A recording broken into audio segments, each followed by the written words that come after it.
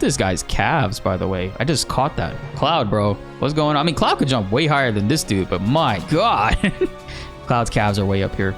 Final Fantasy VII Rebirth has been going crazy with the announcements over the last week. Between the new trailer, demo showcase, we have a new showcase tonight that, you know, by the time you guys see this, will already have aired, and articles. Lots of articles, lots of news things. And as of right now, they actually got a new one, which is pretty damn cool. I read a little bit earlier, but I wanted to share it with you guys because there's a lot of people that don't know about this. This article contains new features in combat, new materia, the Tiny Bronco, a brand new minigame named Queen's Blood, card game, by the way, and characters from the compilation of FF7. You can find out more of these in the link below. So we're gonna actually check this out together because, man, what a good one. How much of the story of Final Fantasy VII is included in this game? Hamaguchi says locations that'll be covered in this game go up to the Forgotten Capital. Does that also mean, because the way he says it, right? I'll say the locations covered in this game go up to the Forgotten Capital. Does that mean things that come after the Forgotten Capital weren't rearranged? So like we won't see Medeal, we won't see the Icicle Inn, we won't see the Northern Crater,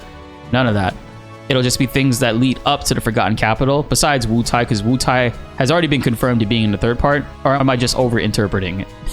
But you don't need to have played that game or Final Fantasy VII Remake for this one though, right? No, all three games or the remake project titles have been designed as standalone games in their own right, so any can be enjoyed fully even if you haven't experienced the previous games. I do think it is worthwhile to play Final Fantasy VII Remake before Rebirth, but it's not essential. If you want to know what happened in the previous game, there is a story so far digest movie in this game that will get you up to speed, which is basically like a recap. There you go. Thank you, Phoenix. Final Fantasy VII had one of the more favorite combat systems of any RPG. How have you built on for this in the new game? The combat is still based on the system from Final Fantasy VII Remake, but for Rebirth, we added in new elements that focus on teaming up with your allies. By observing the flow of battle and switching to the party leader at the right time, you can use the new synergy skills and abilities to gain advantage over your enemies. So we got a little bit of insight on how that actually works. In Remake, you have your ATB system, you can cast out abilities, and you have your materia composition and all that stuff, right? However, what's new is the synergy mechanic that was introduced in Yuffie's intermission has been severely upgraded. Not that it was bad before, but they really enhanced it. You now have these things called synergy skills and synergy abilities. Synergy skills do not use any ATB, and they don't use any synergy charges, which is what we're gonna call those little like charges underneath the ATB. Synergy skills can be used while moves are either on cooldown or you're waiting. You can even spam them too to help raise your ATB to just deal damage in between. And that's great. I think those exist so that materia like ATB Assist and Skill Master and stuff don't have to be into the game, right? You could use moves even if you don't have ATB, which is great. Because sometimes if you didn't manage your ATB properly in Final Fantasy VII Remake, you're standing around just waiting. Unless you guys knew about Tifa cancel combos and raising your ATB like that, but you would know that if you guys are subbed, right? And you are subbed, right? Hit that subscribe button, raise that 11% even higher, because we got some fire Final Fantasy VII Rebirth content coming your way. You don't want to miss out on any of that. The combat in Final Fantasy VII Remake was already pretty damn good. They went ahead and they just fine-tuned a bunch of stuff. There were a lot of quality of life things, from defensive capabilities, from materia changes, to absolutely just enhancing the game overall with synergy materia and changing the fact that it doesn't use MP or ATB anymore. It's completely free, which is great, and that's just like my bread and butter thing to go to. But not only that, they've also taken out things like parry dodge materia, like parry materia, deadly dodge materia. It's already integrated and embedded into the characters, so you don't need that in order to do combo cancels with Tifa. How has the materia system evolved from the previous game? Is there anything or any new materia to look forward to? There are many more materia types in the Final Fantasy VII Remake, and these all allow for exciting new combinations in battle. For example, there are materia that automate some of your actions in battle, like AI, as well as other exciting types. But honestly, materia has evolved a lot from Remake going into Rebirth. I've been looking at like Max's videos as he goes through like lists, and reading some of the stuff is just so interesting. Like they have some purple materia that just like moderates and controls your party members like AI wise, which is cool. Then they also have other ones that straight up have 2 magic attacks in one. So like if you want to pair synergy to 2, you can use a fire and ice materia, which either will launch fire or ice. And the same goes for lightning and wind. There's either lightning or wind. It's crazy. They thought of some really cool stuff, but that's just the tip. That's not even the tip of the iceberg, bro. That's just the very beginning. They've added a lot more stuff from that point, because that's actually like a very early build apparently that they were playing. So I'm really excited for that. And they talk about that here. For example, there are Materias that automate some of your actions in battle like an AI, as well as other exciting new types. So I'm looking forward to seeing what that is, because you guys know we go out of our way on this channel to make the craziest Materia builds. I mean, we had an instant limit break build where you use self-destruct and you paired it to HP absorb. So when you use it, you deal 99999 damage to yourself, but you heal 99999 damage. And then you get a free limit break off of that. The most recent trailer revealed that there were a lot of Chocobo types in the game. Why was this important to show? We wanted to pay homage to the original Final Fantasy VII. There were many types of Chocobos in that game, such as river Chocobos or mountain Chocobos. One of the biggest draws of Final Fantasy VII Rebirth is that you can explore the vast world map, so we reimagined the different Chocobos to become important features of that exploration. You can use them to fly through the air, climb mountains, or speed across water surfaces. You can also enjoy the Chocobos you have collected in another way by entering them in the Gold Saucer Chocobo races. For those that are wondering, Chocobo breeding is not in the game, unfortunately. However, you can customize your Chocobo and get certain armor pieces and certain gear for your Chocobo, so that this way it can boost their stats, running, flying, etc. So you can use that in order to not really breed them, but like customize them to a certain point, and you can use that in the Chocobo races and then outside in the world. So unfortunately, no Chocobo breeding in this title. You never know, maybe that might be a thing in the third one. But as of right now, that is not a thing in Rebirth. The new world looks massive. How difficult was it to interpret the world map of the original Final Fantasy VII for this new game? This was one of the hardest challenges we faced when developing FF7 Rebirth. There are a lot of games out there that let you explore in a limited area of a specific location, but we haven't seen all of that many games. Sorry, we haven't seen all that many games that let you travel and explore the whole world. If that world is too massive, then it makes it harder for the game to work. But if it's too small, then you don't get the feeling of being in a massive world in the first place. We put a lot of thought and hard work into getting that balance right to fulfill both requirements. So that's pretty damn exciting to see, like, they really are going ham and going extra on making the open world, the world of FF7, feel like as close as it did to how it did in, like, you know, back in the day, while also being modernized and feeling like a true world. They've taken a lot of great inspiration from a lot of great titles, a lot of other great AAA games, a lot of great open world games. So I think that they have a really solid package on their hands, and who knows, they might just remake the best game ever all over again with this one. And it's not just Chocobos, of course. There are vehicles too. The buggy in particular has had an awesome redesign from the original game. How did you capture the look of the original vehicle while making it seem so fresh and new? We did a lot of research in order to decide on things like the basic structure, types of tires, and so on. So we looked into the kinds of modern motor vehicles using deserts and on poor quality roads, including military vehicles. Next, we looked at its external appearance. Design elements such as the jet engine at the rear for acceleration and the propeller or screws for traveling across surfaces that were included to hark in some of the somewhat fantastical buggy design. However, we paid special attention to designing these fictional elements in a way that made them look real and functional. I can't wait to drive this around, and I feel like we're going to be using the buggy a lot more than we did in the OG game. You know, obviously, once you got like certain vehicles, I'm not going to talk about it, but like once you got certain vehicles, you kind of just stop using it. So this will probably be like our main one that we use outside of the Tiny Bronco, because yes, by the way, the Tiny Bronco is also in this, but we're going to talk about that just now. Can you tell us a little bit more about the segway? We wanted to have the player experience feelings of liberation and freedom in the Casa del Sol resort area, so we gave Cloud and the gang a fun and quirky little vehicle to scoot around on rather than just walking around like usual.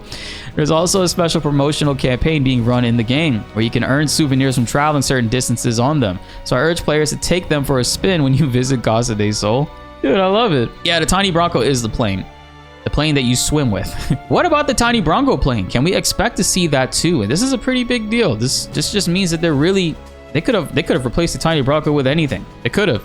But they're really keeping that element in there, so this way we can actually experience the open world, and probably the best part about FF7, like we did back in the day when we were all kids growing up. Of course, the Tiny Bronco will appear. Due to the events in the story at that time, that it can actually fly is actually pretty short. So look at that. Due to the events of this story, the time that it can actually fly is very short.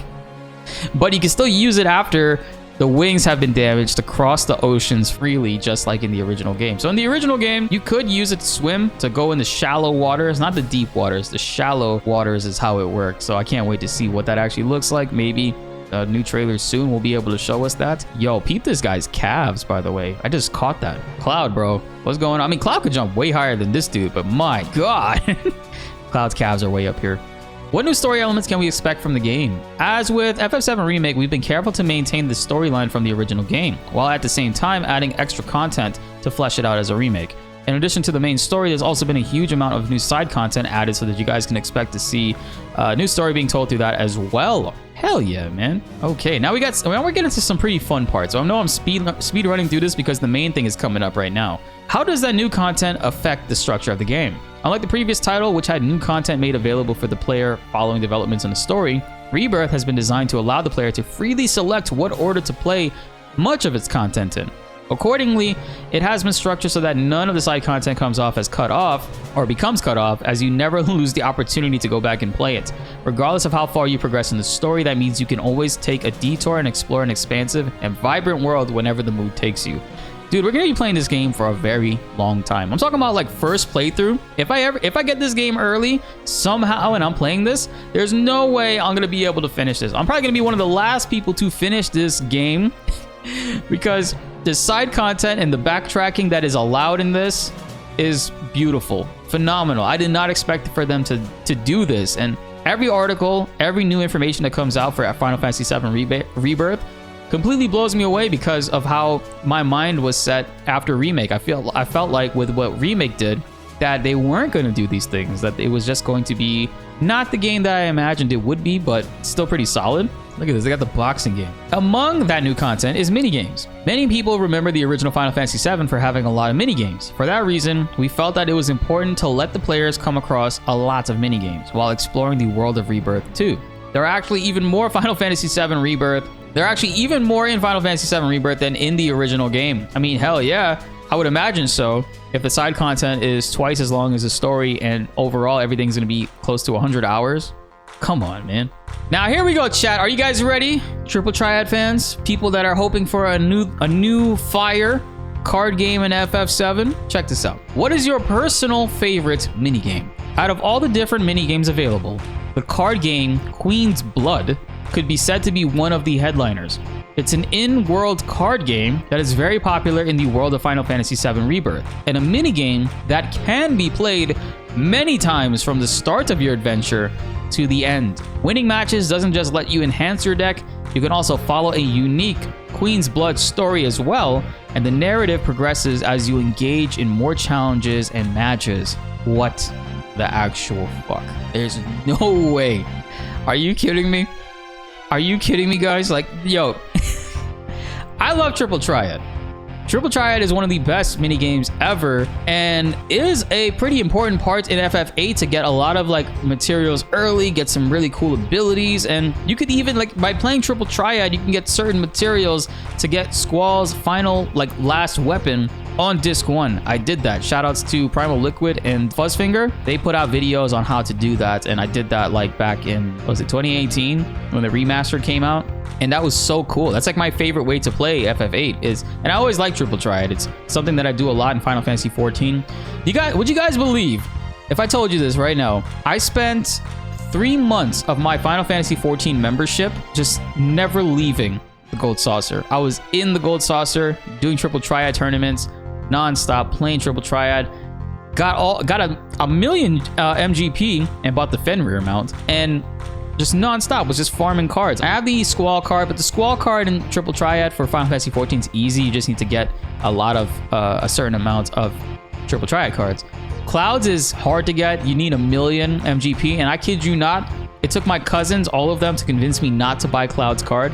Cloud's Triple Triad card is a million MGP, and the mount was also a million MGP. And I'm like, I just spent 3 months in the Gold Saucer. I'm gonna buy this Cloud card. And they're like, no, to buy the mount. And I'm like, all right, fine. I bought the mount. And this was before the Gold Saucer in Final Fantasy 14 had different challenges and different challenge log rewards that you could get to get more MGP. I grinded that shit out by just doing things in there. Man, times are different now, though. It doesn't take too long. It definitely won't take you 3 months to get a million MGP in Final Fantasy 14 these days. But Triple Triad is such a fun game for me. Like I never really got into Tetramaster. We played it a little bit on our recent playthrough of Final Fantasy 9, but Triple Triad, the music, the simple system to just pick up and play. I can only wonder what Queen's Blood is going to play like. They actually don't tell you at all anything about it, really. It's just something that we're probably gonna have to wait to see.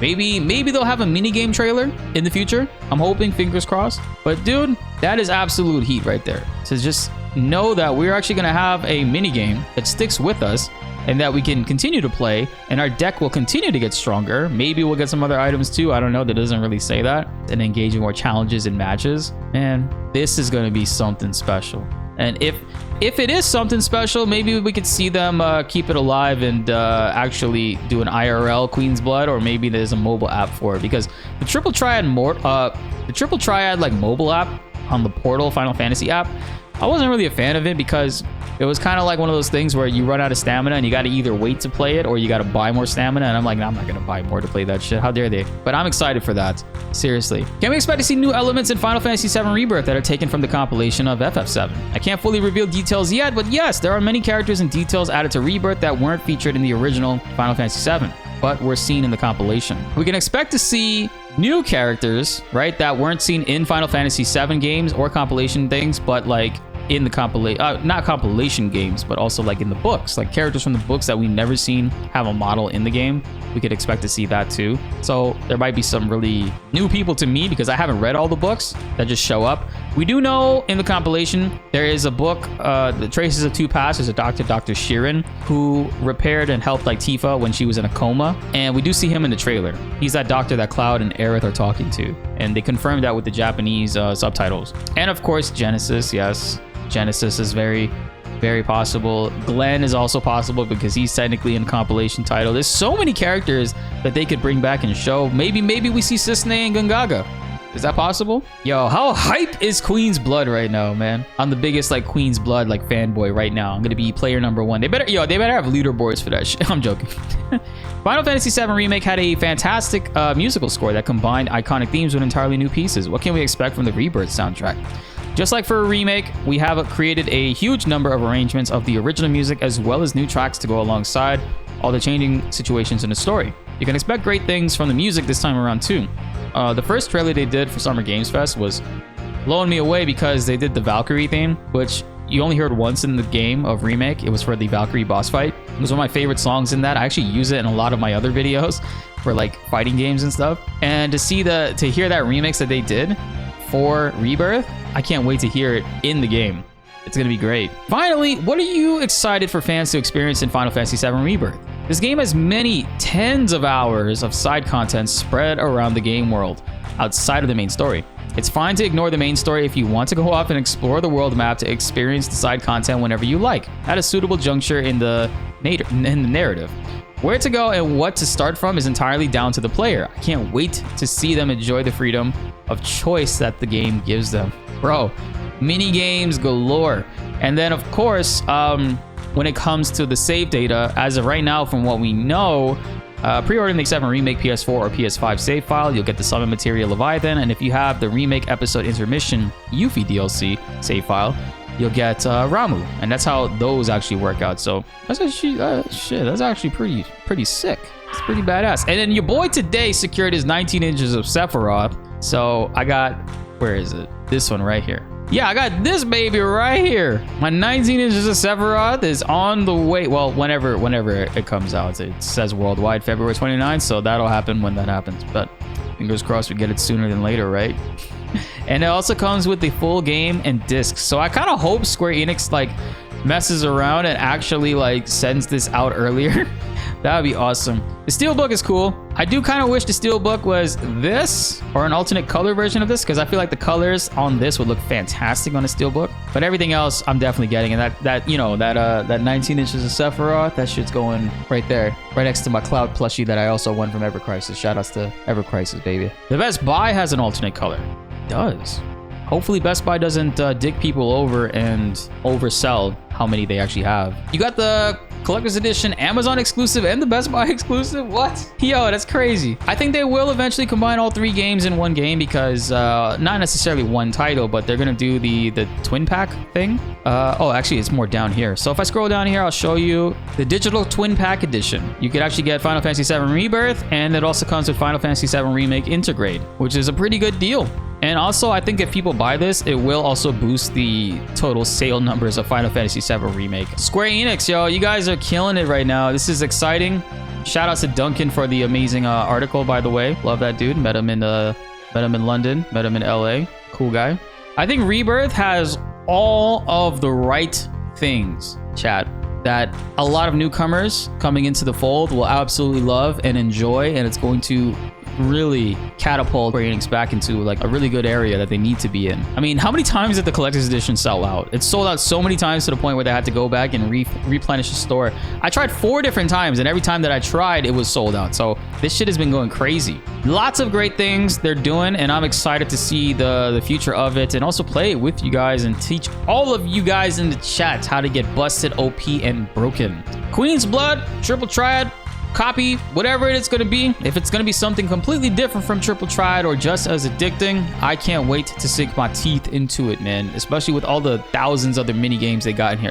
Just kidding. It's not 1,000 mini games. I would imagine they probably have like 30 mini games in here, but each one of those things have multiple like replayable aspects about it. So we can really expect great things coming forward with Final Fantasy VII Rebirth. So comment below, what is your favorite thing that you're looking forward to the most from what you've heard so far? And also, what have you not heard from recently that you would like to see?